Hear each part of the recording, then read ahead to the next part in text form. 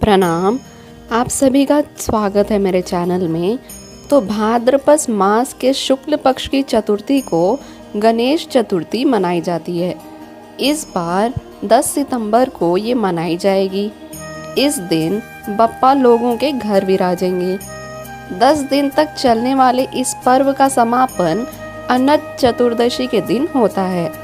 इस बार 19 सितंबर को गणेश विसर्जन किया जाएगा। गणपति बप्पा को शुभ मुहूर्त में घर में स्थापित करने के बाद उनकी विधि पूर्वक पूजा की जाती है और साथ ही इस कथा को सुना या पढ़ा जाता है। तो चलिए देख लेते हैं कि गणेश चतुर्थी से जुड़ी कथा क्या है।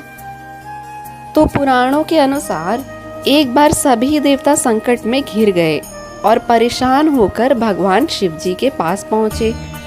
उस समय भगवान शिव और माता पार्वती अपने दोनों पुत्र कार्तिकेय और गणेश जी के साथ मौजूद थे। देवताओं की समस्या सुनकर भगवान शिव जी ने अपने पुत्रों से कहा कि तुम दोनों में से इनकी समस्याओं का निवारण कौन कर सकता है।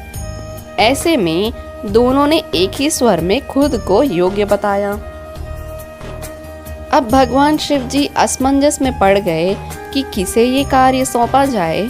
तो ऐसे में भगवान शिव जी ने एक तरकीब निकाली और अपने पुत्रों से कहा कि तुम दोनों में से जो सबसे पहले इस पुर का चक्कर लगाकर आएगा वही देवताओं की मदद करने जाएगा।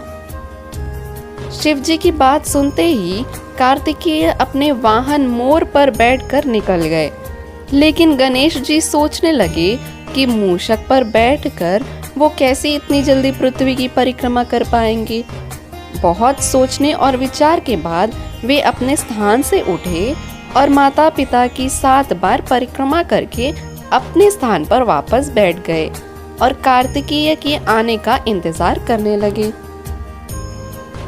भगवान शिव जी ने गणेश जी से परिक्रमा ना करने का कारण पूछा तो उन्होंने कहा कि माता पिता के चरणों में ही समस्त लोग हैं। उनके इस जवाब से भगवान शिव प्रसन्न हो गए और उन्हें देवताओं की मदद करने का कार्य सौंप दिया।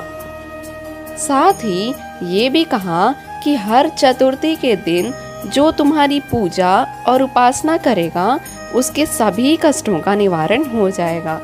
कहते हैं कि गणेश चतुर्थी के दिन व्रत कथा पढ़ने और सुनने से सभी कष्टों का नाश होता है। तो ये थी गणेश चतुर्थी की कथा।